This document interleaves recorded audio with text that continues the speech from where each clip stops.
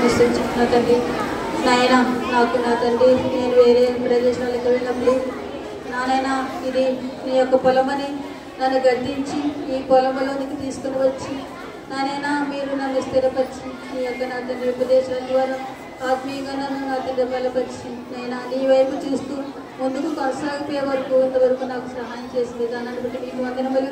మీ దయాకృప ప్రేమను బట్టి నానైనా ప్రభు సంవత్సరానికి ఒకసారి నా తండ్రి ఈ యొక్క EBSలో ఒక లెసన్ చెప్పడానికి నాకు చూపిస్తున్నటువంటి మీ కృపను బట్టి మిమ్మల్ని స్తుతించుకుంటూ వందనము చెల్లించుకుంటాను.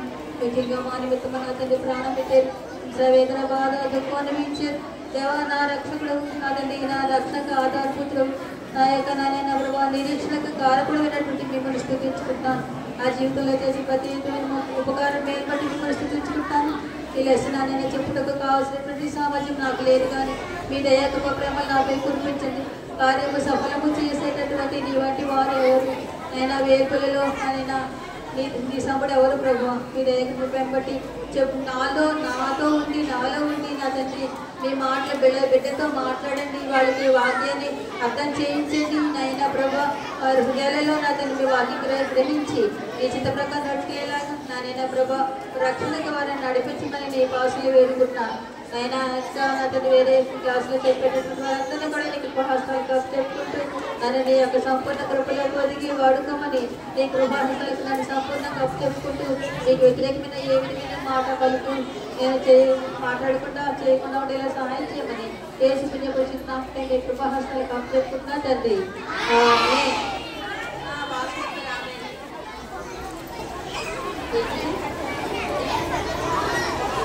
చూడండి పిల్లలు, మన టీం ఏంటో చెప్తారా?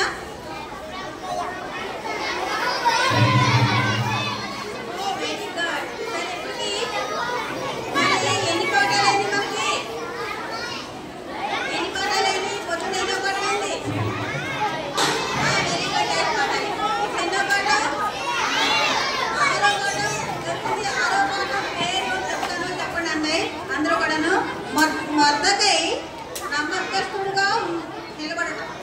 ఈ పాట పేరేం పేరు? మొర్దకై నమ్మకస్తుడుగా నిలబడటం అనమాట. దీని ఉద్దేశం ఏంటంటే మరి మొర్దకైకి ఎన్ని కష్టాలు వచ్చినప్పటికీ కూడా దేవుడి కోసం ఏ విధంగా అయితే నిలబడి ఉన్నాడో మనం కూడా కష్టాలు వచ్చినప్పుడు పడిపోకుండా జారిపోకుండా మనం ఏం చేయాలంటే మనం నిలబడి మొర్దకైలాగే ఉండాలి. దానివల్ల దేవుని మనం మరింపరిచిన వాడు అవుతాం అనమాట. అదనమాట ఈ యొక్క పాట యొక్క ఉద్దేశం అనమాట. సరే, మనం ఇందులో ఈ పాట తయారు చేసింది ఏంటంటే ఎస్తేరు భాగంలోను, ఆదికాండంలోను, తర్వాత సమూయేలు, 2వ సమూయేలు, యెషయా, లోక, తర్వాత గలతీ ఇవన్నీ తీసినంటే 4 గంటలు పడుతుంది. అందుకని ఇవన్నీ కూడా మామూలుగా యోగిగా చెప్తున్నాను. తర్వాత ఈ యొక్క దినము కంఠత వాక్యం, ఈ పూట కంఠత వాక్యము కీర్తన గ్రంథము 95:7 తీసి చూడగలరా? చెప్పగలరా? ఇంకా వాక్యం నీరు రాలేదా? గబగబ వాక్యం నీరు వచ్చిన వాళ్ళు చదవండి. రండి. నమస్కరించి సాగిలపడి నమస్కరించి మన ప్రభు అయిన యెహోవా వైపు ఆయనకి మోకరిద్దాం. రండి, సాగిలపడి మన దేవుడైన యెహోవా సన్నిధిని మోకరిద్దాము అనేటటువంటి వాక్యం. అవునా? ఎవరి సన్నిధిని మోకరిల్లాలి? మళ్ళీ మన సృష్టికర్త అయినటువంటి దేవుడు ఎవరు? యెహోవా దేవుడు. మనల్ని సృష్టించిన దేవుడు.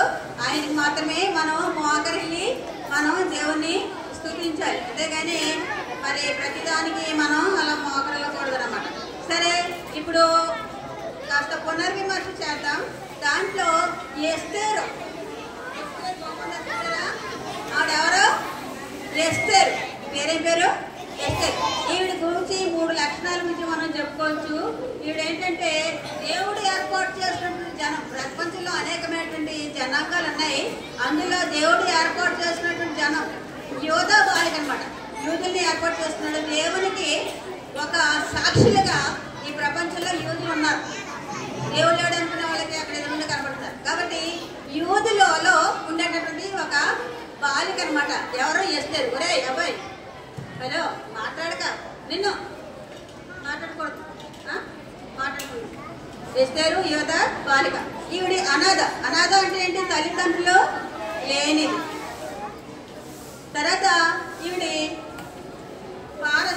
దేశపు రాణిగా చేయబడింది. చూసారు కదా, రాణి అయ్యింది కదా, అందమైనటువంటిది, విధేయురాలు కాబట్టి రాణిగా అయిందనమాట. ఆ 3 లక్షణాలు ఉంటున్నాయి. తర్వాత రెండోది అహశ్వేరోష్. అహశ్వేరోష్ అంటే ఎవరు? రాజు, పారసీక దేశపు రాజు అనమాట. ఇతను మరి ఆ రాజు ఇతను బాగా కోపిష్టవాడు, బాగా ఎక్కువగా కోపం ఎక్కువ అతనికి. తర్వాత అతను ఒక కొత్త రాణిని కోరుకున్నాడు. ఆ కొత్త రాణి ఎవరో? ఎస్తేరు. దానికి సరిపోయింది అనమాట. తర్వాత మొర్దెకై అనేటటువంటి 3వ వ్యక్తి గురించి మనం తెలుసుకుందాం. మొర్దెకై. ఈ మొర్దెకై అనేటటువంటి వాడు యూదుడు. ఈయన యొక్క పినతండ్రి అంటే బాబా యొక్క కూతురు ఎస్తేరు అనమాట. ఈయన బాబా యొక్క కూతురు ఎస్తేరు. ఇతను యూదుడు, ఇతడు రాజు యొక్క సేవకుడు అనమాట. రాజు దగ్గర ఉండేవాడు, రాజు బయట ఉండేవాడు. తర్వాత రాణి వష్టి అనే రాణి ఉంది. ఇంకో రాణి ముందు రాణి ఉంది కదా, ఆ రాణి తీసేశారు కదా. ఆవిడ గర్విష్టి, అవిధేయురాలు, తనకు ఉండేటటువంటి స్థానాన్ని పోగొట్టుకున్నటువంటిది వష్టి రాణి. ఇప్పుడు రాణి వష్టి రాణిగా ఉన్నప్పుడు ఏమంటున్నారు మరి? రాణిగా లేదు, కొత్త రాణి వచ్చింది. ఎవరో కొత్త రాణి? సరే, మరి ఇంకొక ఆయన ఉన్నాడు, అతను ఎవరు? హామాను. ఈ హామాను గురించి మనం ఇవాళ తెలుసుకున్నాం. సరే, మొర్దెకై మరి రాణి ఎస్తేర్ని ఎంతో బాగా పెంచాడు, చాలా ప్రేమతో పెంచాడు. పెంచిన తర్వాత ఈ యొక్క రాణి ఎస్తేర్ ఏం చేసిందంటే రాణిగా మారిపోయింది. కాబట్టి ఆవిడ ఏం చేశారంటే మరి రాణిగా అంతఃపురంలో ఉండటం వల్ల ఇదివరకులాగా మరి గడిగడికి మాట్లాడటానికి మొర్దెకైకి అవకాశం ఉండేది కాదు. అందుకని మొర్దెకై ఏం చేశాడంటే ఆ యొక్క రాజాగృహం బయటే ఉండి ఆ యొక్క తన గురించినటువంటి విషయాలకి ఇతర సేవకులను అడిగి తెలుసుకుంటా ఉండి ఈ యొక్క రాణి ఎస్తేర్ గురించి తను తెలుసుకుంటా ఉండి బయటే ఉండేవాడు అనమాట. ఆ విధంగా ఉంటున్న సమయంలో ఈ ఒక రహస్యం అనేది ఎస్తేర్కి ఈ మొర్దెకైకి మధ్యలో ఉండిపోయింది. ఏంటి ఆ రహస్యం? ఏంటి చెప్పగలరా? ఆవిడ యూదురాలు. ఎవరో? ఎస్తేర్ యూదురాలు. యూదులు అనేటటువంటి వాళ్ళు ఈ అన్యజనులు అయినటువంటి ఈ రాజుకి మరి తెలియదు. వాళ్ళు అలా తెలియవద్దు, మనం యూదులు అనేటటువంటి విషయాన్ని నువ్వు ఎట్టి పరిస్థితుల్లో ఎవరికి చెప్పకూడదు అని మొర్దెకై ఎస్తేర్కి ఆజ్ఞ ఇచ్చాడు. కాబట్టి ఆ సంగతి ఏమైంది? ఈవిడ కానీ చెప్పేసిందా లేకపోతే చెప్పలేదా? నిజంగా తను కానీ యూదురాలు అని చెప్పినట్టయితే రాణిని చేసేవాడు కాదు ఎస్తేర్. కాబట్టి తను అలాగా చెప్పకుండా దాయడం జరిగింది అన్నమాట. మరి కొంతమంది పిల్లలు ఉన్నారు, ప్రభుని నమ్ముకున్నటువంటి వాళ్ళు ఉంటారు. వాళ్ళు మరి ఎంతో నమ్ముకున్నా సరే పెద్ద బయటకి అలా కనపడకుండా వాళ్ళు రహస్యంగానే దేవుడిని నమ్ముకుని వాళ్ళు తమ దేవుని యొక్క విషయాల్లో నా తను ప్రార్థన చేసుకోవడం అది ఉంటారు. కాబట్టి ఆ విధంగా మరుగుగా ఉంచడం మంచిదే. కాబట్టి దాని వలన మనకి ఏ విధమైనటువంటి మరి బాధ ఉండదు, అది అనుకూలంగానే ఉంటుంది అన్నమాట. కాబట్టి మనం ఏం చేయాలంటే మన యొక్క నమ్మకాన్ని మనం అంత మరి వెల్లడి చేసేయకుండా మన స్థానంలో మనం ఎప్పుడైతే మనం ప్రకటించాలో ఆ సమయం వచ్చినప్పుడు మనం చెప్పుకుని మీద వాళ్ళని దేవుడి మార్గంలో ఈ అక్కడ ఎస్తేరు అన్యుల దగ్గర ఉంటుంది. కాబట్టి అన్యులందరూ కూడా విగ్రహారాధన చేసేటటువంటి రాజు దగ్గర తను రాణిగా మారింది. అందుకని ఏమవుతుందంటే అక్కడ వాళ్ళందరూ విగ్రహారాధన చేసేవాడు. మరి వీళ్ళైతే యూదులు కాబట్టి విగ్రహారాధన చేయరు, ఎస్తేరును మొర్దెకై వాళ్ళు. కాబట్టి వాళ్ళు ఏం చేస్తారు? మరి అన్యులందరూ విగ్రహారాధన చేస్తుంటే వీళ్ళు కూడా విగ్రహారాధన చేయాల్సిందేనా? కాబట్టి ఏ పరిస్థితుల్లో దేవుడి కోసం మనం నిలబడి ఉండాలన్నమాట. మరి కొంతమంది ఏం చేస్తారు? మన బైబిల్ పాఠశాలని బైబిల్ని అవహేళన చేస్తూ ఉంటారు. వాళ్ళకి తెలియదు యేసుక్రీస్తు ప్రభు మన కోసం వచ్చారని, మన కోసం మరణించారని, మనం పాపాత్ములమని, మన పాపం తీసివేయడానికి మాత్రం యేసుక్రీస్తు ప్రభు వచ్చారు అనేటటువంటి విషయం తెలియకుండా ఉండటం వలన వాళ్ళు ఏంటంటే బైబిల్ అపహాస్యం చేయటం, మనల్ని ఏమో ఎగతాళి చేయటం, ఇక ఏ విధమైన క్లాసులు దొరుకుతుంది ఆ క్లాసులని అపహాస్యం చేయటం అలా చేస్తూ ఉంటారు. కాబట్టి మనం ఏం చేయాలంటే వాళ్ళ విషయంలో మనం ఊరికే కోపం చేసుకుని అలా చేయకుండా మనం దేవునికి ప్రార్థన చేసి నెమ్మదిగా మనకు ఉండేటటువంటి విషయాల్ని వాడితో మనం పంచుకున్నట్లయితే వాడు తెలుసుకుంటారు. తెలియకపోవడం వల్లనే వాళ్ళు ఆ విధంగా అవహేళన చేస్తారు. కాబట్టి మనం కూడా నెమ్మదిగా తెలుసుకున్నట్లయితే వాడు కూడా స్వార్థని విని రాగలరు. కాబట్టి మరి అందరూ అంతటా మారు మనసు పొందాలని చెప్పేసి దేవుడు చెప్తాడు. ప్రభు నామాన్న ప్రార్థన చేసే వాళ్ళు అందరూ కూడా రక్షణ పొందుతారు. ప్రభు పేరు మీద ప్రార్థన చేసే వాళ్ళు అందరూ కూడా రక్షణ పొందుతారు. మరి ప్రార్థన ఎలా చేస్తారు? దేవుడు అంటే ఎవరో తెలియదు కదా. తెలియకుండా ఏం చేస్తారు? తెలియలేదు కాబట్టి అపహాస్యం చేస్తారు. కాబట్టి ఏం చేయాలి? దేవుని గురించి తెలుసుకోవాలంటే తెలియచేసేటటువంటి వాడు ఉండాలి కదా. తెలియజేసేటటువంటి వాళ్ళు ఉండాలి. కాబట్టి సువార్తని వ్యాపింప చేసేటటువంటి వాళ్ళు ఉండాలి. కాబట్టి సువార్త అనేటటువంటిది మనకు అవసరం. సువార్త అనేటటువంటిది మనం తెలుసుకోవాలి. సువార్తకి ఇలాగే మన క్లాసులకు అది రావాలి. సువార్త చూసినటువంటి విషయాలు తీసుకు మనకి చేసినటువంటి ఆ యొక్క గొప్ప కార్యాలని రక్షణ కార్యాల గురించి తెలుసుకోవాలి. తెలుసుకోకుండా ఉన్నట్లయితే భయంకరమైనటువంటి అగ్నిలో నరకంలో మనం పడిపోవాల్సి వస్తుంది.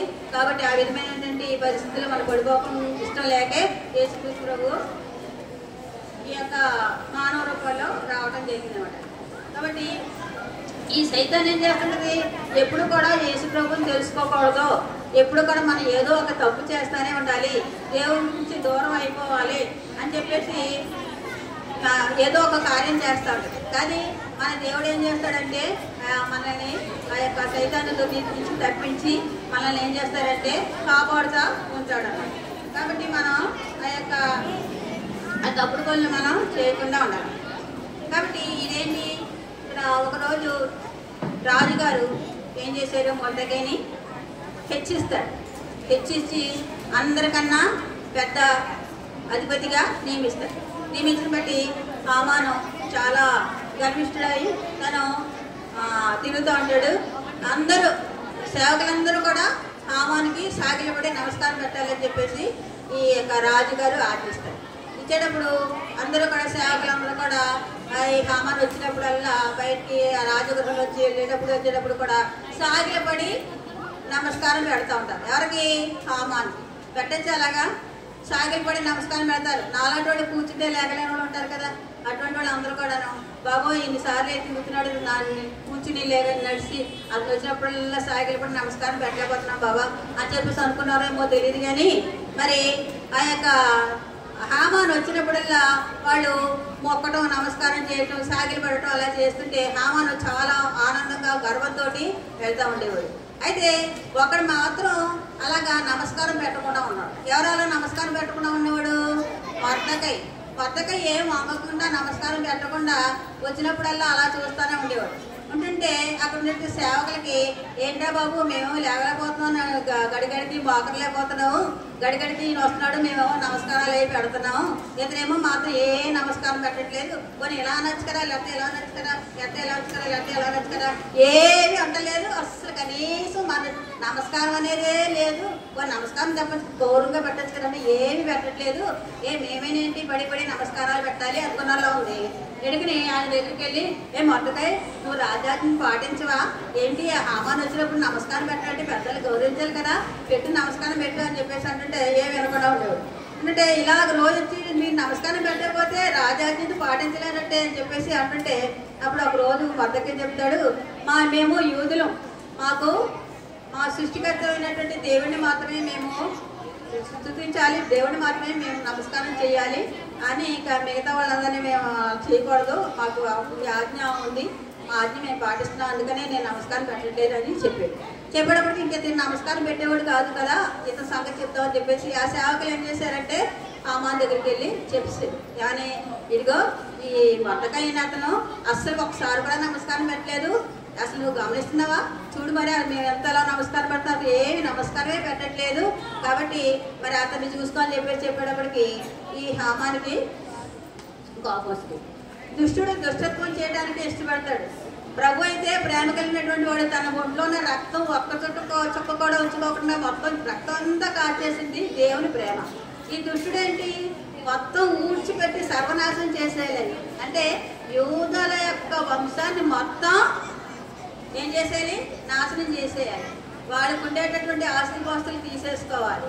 ఈ మొర్దెకై కనబడకుండా ఉంటాడు, ఈ యూదులనే నాకు వ్యతిరేకంగా గొడవ ఉండదు, వీళ్ళందరినీ తీసేస్తున్నట్టయితే అప్పుడు నాకు వ్యతిరేకం ఉండదు, కాబట్టి వీళ్ళని నశింపు చేయాలి అని చెప్పేసి తను ఒక్కడే కాకుండా తన కులం వల్లే వాళ్ళ ఇంట్లోనే మొత్తం వాళ్ళ వంశాన్ని అందరినీ కూడా నాశనం వేయాలని అంత పగతో అతను ఒక చెడు దుష్టపు ఆలోచన తన హృదయంలో పుట్టించింది.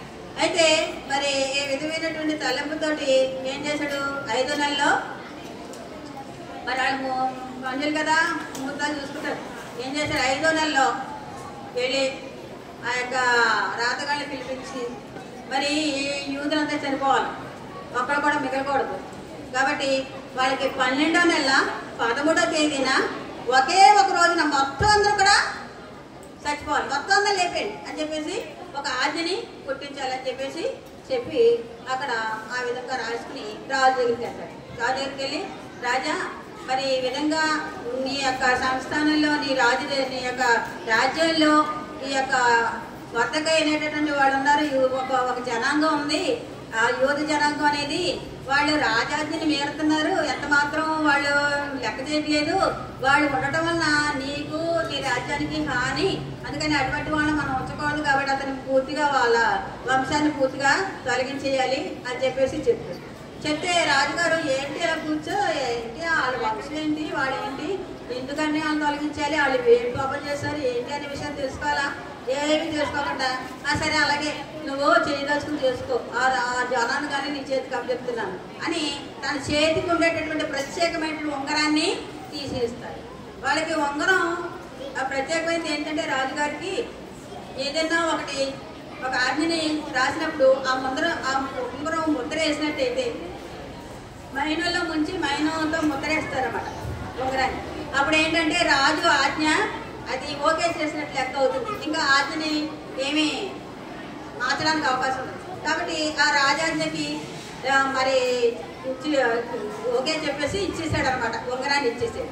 ఉంగరాన్ని ఇచ్చేటప్పటికి చాలా సంతోషించి వారు ఏం చేశారంటే వాళ్ళు పిలిపించి తాకీదు రాయించి 12వ నెల 13వ తేదీన మొత్తం యోధా జనాంగంలో ఉండేటటువంటి స్త్రీలు, పిల్లలు, పెద్దలు, వృద్ధులు అందరూ కూడా మొత్తం ఒకే ఒక రోజున మొత్తం అందరూ కూడా చనిపోవాలి అని చెప్పేసి ఒక ఆజ్ఞని పుట్టించేసి ఆ యొక్క ఉంగరంతో అనుమతి ముద్ర వేసేసినప్పటికీ అప్పుడు మరి అలా ఏం చేసిన తర్వాత రాజుగారును అమ్మను కలిపి విందులో పాల్పొంది సంతోషంగా ఉంటారు. అయితే మరి మనం ఊహించుకున్నట్టయితే మన ఇంట్లో వాళ్ళందరూ కూడా ఒకే రోజు చచ్చిపోవాలి అని చెప్పేసి ఎవరన్నా ప్రయత్నం చేస్తుంటే మనకి ఎలాగుంటుంది, బాగుంటుందా? కాబట్టి ఏదైనా చిన్న బాధ వస్తేనే మనం ఎంతో వేదన పడతాం. అలాంటిది మొత్తం యోధాంగ జనాంగ అందరినీ కూడా నాశనం చేసేయాలని చెప్పేసి మరి ఈ యొక్క తాకీదు పుట్టించేటప్పటికి చాలా బాధపడతామండి. యూదులందరూ కూడా రోడ్డు మీదకి వెళ్ళి చెప్పుకుంటూ ఉంటుంటారు, ఏంటి మన జనాంగం అంతటిని కూడా నాశనం చేయడానికి భయంకరమైన తాకీదు వచ్చింది, ఇప్పుడు మనం ఏం చేయాలి, ఎవరు తప్పిస్తారు మనల్ని, మన పరిస్థితి ఏంటి అని చెప్పేసి వాళ్ళు చాలా బాధపడతామండి. రోడ్డు మీదకి వెళ్ళి ఆ జనాభా చెప్పుకుంటూ ఉంటారు అన్నమాట. చెప్పుకుంటూ ఉంటుంటే అప్పుడు ఈ యొక్క వద్దకై వింటాడు ఈ విషయం. విని ఏం చేయాలి, మన చనిపోవలసిన పరిస్థితి వచ్చింది కదా అని చెప్పేసి అప్పుడు వాళ్ళకి ఏదైనా విచారం వచ్చినప్పుడు వాళ్ళు గోనె పట్టు వేసుకుంటారు.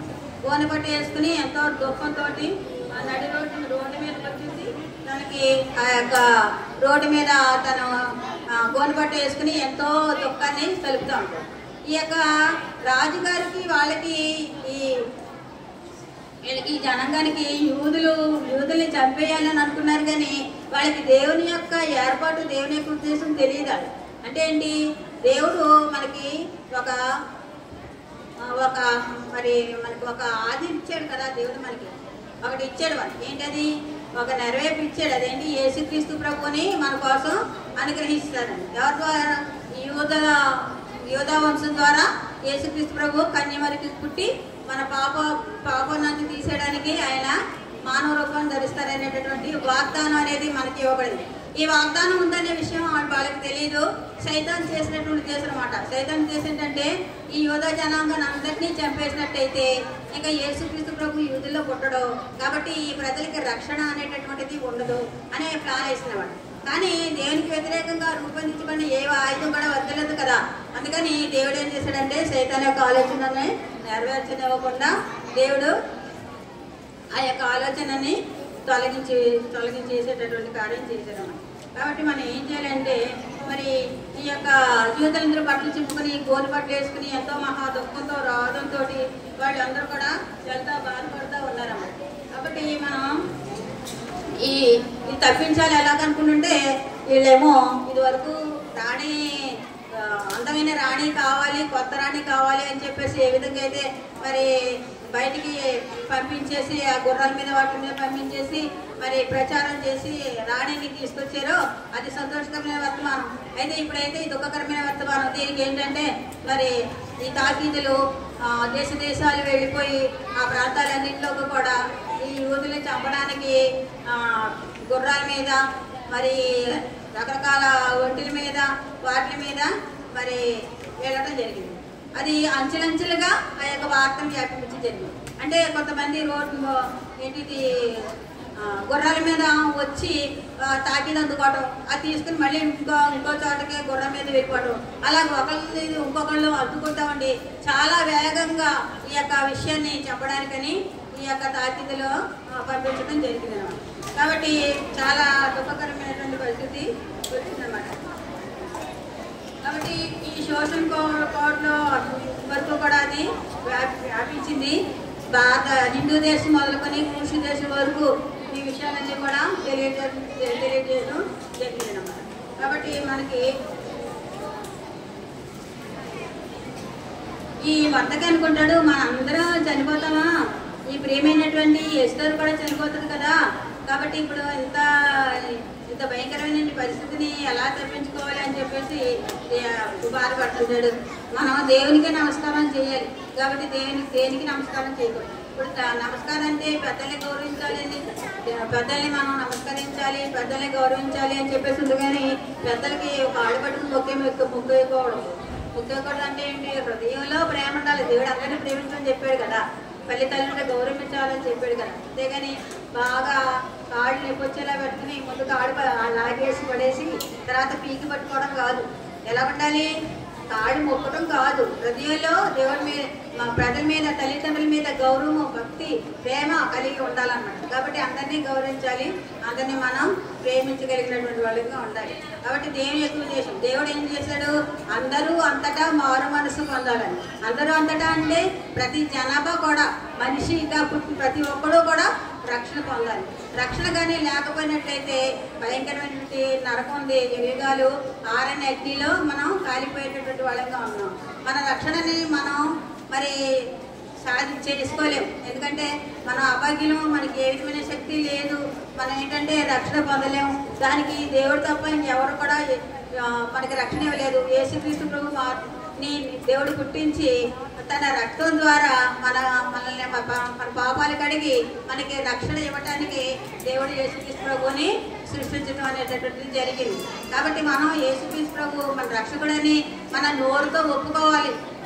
అందరూ అంతటా మారు మనసు పొందాలి. ప్రతివాని మోకాలు దేవుని నామపేట వంగాలి, ప్రతివాని నాలుక దేవుడు యేసుక్రీస్తు ప్రభు మన రక్షకుడు అనేటటువంటి విషయాన్ని మనం ఒప్పుకోవాలని చెప్పాడు. కాబట్టి మనం దేవుని యొక్క ఆజ్ఞని మనం శిరసావహించి మన రక్షకుడిని మనం ఒప్పుకొని మనం రక్షణ పొందాలి. ఆ విధమైనటువంటి రక్షణ పొందడం కోసం యేసుక్రీస్తు ప్రభువు రక్షకుడై ఉండి పుట్టాడు. ఆయన మరి ఒక సృష్టికర్త అయినటువంటి దేవుడు, ఆయన లేకుండా ఏమీ సృష్టి లేదు. అలాంటిది ఆయన సృష్టికర్త అయినటువంటి దేవుడే సృష్టిగా మార్చబడి ఒక కన్యమర్యకి ఒక బాలుడి కింద పుట్టి ఆ యొక్క పశువుల తొట్టిలో యొక్క పొత్తిగుడ్డల చేత చుట్టబడి ఆయన నిర్దించడం జరిగింది. ఆయన చిన్నప్పుడు బాలుడిగా ఉండగానే ఆయనని బంగారు గోళం సాంబ్రాణి ఇచ్చి ఈ యొక్క జ్ఞానులు సాగిలపడి నమస్కారం చేసేది. అటువంటి గొప్ప దేవుణ్ణి మనం కలిగి ఉన్నాం. కాబట్టి మనం ఏం చేయాలంటే మన చిన్నతనంలోనే ప్రభునందు విశ్వాసం ఉంచాలి, రక్షణ కలిగి ఉండాలి. ఏమని చెప్పాలి? నేను పాపిని, నా పాపాలు క్షమించు, నన్ను నరకంలో నుంచి తప్పించు, నీ రక్తంతో నన్ను కడిగి నన్ను శుద్ధి చేసి నన్ను పరలోకంలోకి చేర్చుకొని మనం అడగాలి. అడగకుండా ఉన్నట్టయితే నేను అంత కష్టపడినప్పటికీ కూడా నువ్వు ఏమి మాట్లాడలేదు కాబట్టి నీకు రక్షణ లేదంటే ఏమైపోతావు? అందుకని ఏం చేయాలంటే మనం మన పాపాలు ఒప్పుకొని దేవుని మనం అడిగినట్లయితే దేవుడు మనకి రక్షణ ఇస్తాడు. ఆ రక్షణతోటి మనం ఎంతో సంతోషించగలం. మనం రక్షించబడిన తర్వాత మిగతా వాళ్ళకు కూడా రక్షణ కార్యాన్ని మనం చెప్పడానికి అవకాశం ఉన్నాం. కాబట్టి మనం ఏం చేయాలంటే ఈ యొక్క విషయాలన్నీ కూడా మన హృదయంలో పెట్టుకుని ప్రభునందు విశ్వసించినట్లయితే మనం రక్షించబడతాం. కాబట్టి ఆ విధమైనటువంటి విశ్వాసం నువ్వు కలిగి ఉన్నావా? యేసుక్రీస్తు ప్రభు ఎవరో? యేసుక్రీస్తు ప్రభు ఒక దేవుడా? యేసుక్రీస్తు ప్రభు ఒక దేవుడేనా? ఇంకా ఉన్నారా దేవుళ్ళు? చెప్పండి, ఎంతమంది దేవుళ్ళు ఉన్నారు? ఎంతమంది ఉన్నారు దేవుళ్ళు? ఒక్కడే ఉన్నాడు కదా. క్రియాకి దేవుడు ఒక్కడే ఉన్నాడు, మనకి రక్షకుడు ఒక్కడే ఉన్నాడు. ఆయనే మన కోసం చనిపోయాడు. ఆయన చనిపోయి తిరిగి లేచాడు. ఆయన చనిపోవడం ద్వారా మరణించి మరణాన్ని మరణింపజేసాడు, మనకి రక్షణ ఇచ్చాడు. కాబట్టి మనం చనిపోయిన తర్వాత మనం ఇంకా మళ్ళీ నరకంలోకి వెళ్ళాం. కాబట్టి మనం ఇంకా నరకం మనకి మరణం అనేది ఇంకా ఉండదు. కాబట్టి మనం మరణించకుండా ఉండాలి. యేసు ప్రభు రాకడ కూడా చాలా సమీపంగా ఉంది. అన్ని ఆయన ఇచ్చినటువంటి మరి వాగ్దానాలన్నీ కూడా నెరవేరాయి. కాబట్టి ఆయన రాకడ ఎప్పుడు వస్తుందో చాలా త్వరలో వచ్చేలాగా. కాబట్టి మనం ఏం చేయాలంటే ఈ మనుషుల్ని లెక్క చేయకుండా ప్రభు వైపు చూస్తూ వద్దకు ఏ విధంగా అయితే ఎన్ని కష్టాలు వచ్చినా సరే దేవుడి కోసం నిలబడ్డాడు, అలాగే మనం కూడా నిలబడినట్టయితే మనం క్రీస్తు ప్రభునందు విజయులుగా ముందుకు కొనసాగాలి. ఆ విధమైన సహాయం దేవుడు మనందరికీ కూడా చేయలేగాక. ప్రార్థన చేసుకున్నాం, కలుగిస్తున్నాం. ప్రేమస్వరూపిణి దేవా, నీ ప్రేమ బట్టి ఈ యొక్క రక్షణ స్వార్థ మరొకసారి తెలియజేసిన దాన్ని బట్టి మనం చేసుకుంటాను. అనేకమైనటువంటి వ్యతిరేకమైన పరిస్థితులు వస్తున్నప్పటికీ కూడా నాయన మీరే మమ్మల్ని బలపరిచి మీ కొరకు నిలిచి ఉంది. నాయన మీ రక్షణ కొనసాగిపోయేలాగా మీ దీవెన నాకు మా అందరికీ దయచేయమని వేసుకునే పరిస్థితి అప్పటి మీకు బతిమాల్చి వందలు చేసే సహాయం బట్టి ప్రదర్శించుకుంటున్నాను తండ్రి. మెమరీ వర్స్ కీర్తన 95:7 ఒకసారి చేయండి. కీర్తన గ్రంథం 95:7. రండి నమస్కారం సాగిలపడి నమస్కారం చేయదము, మన దేవుడైన యెహోవాని మోకరిల్లుదాము కదా. మన దేవుడైన యెహోవా మనకి దాంట్లో కూడా ఉంది కదా. ఎక్కడ మెమరీ మీద మన గోడ మీద కూడా రాస్తుంది కదా మందిరంలో. చూడండి 95వ కీర్తన 7. రండి నమస్కారం చేసి సాగిల పడతాము, మనల్ని సృజించిన యెహోవా సన్నిధిని మోకరించుదాం. మనల్ని సృజించిన యెహోవా సన్నిధిని మోకరించుదాం. అది రేపు చదువుకొని అప్డేట్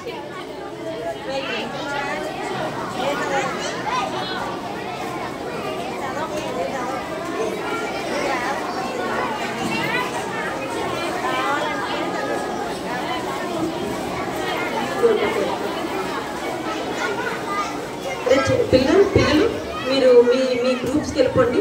ఒకవేళ మధ్యాహ్నం ఎవరైనా క్రొత్తగా వస్తే ఇక్కడికి రండి, మీకు గ్రూప్లో ప్రొవైడ్ చేస్తాము, మిమ్మల్ని అక్కడ పంపిస్తాం.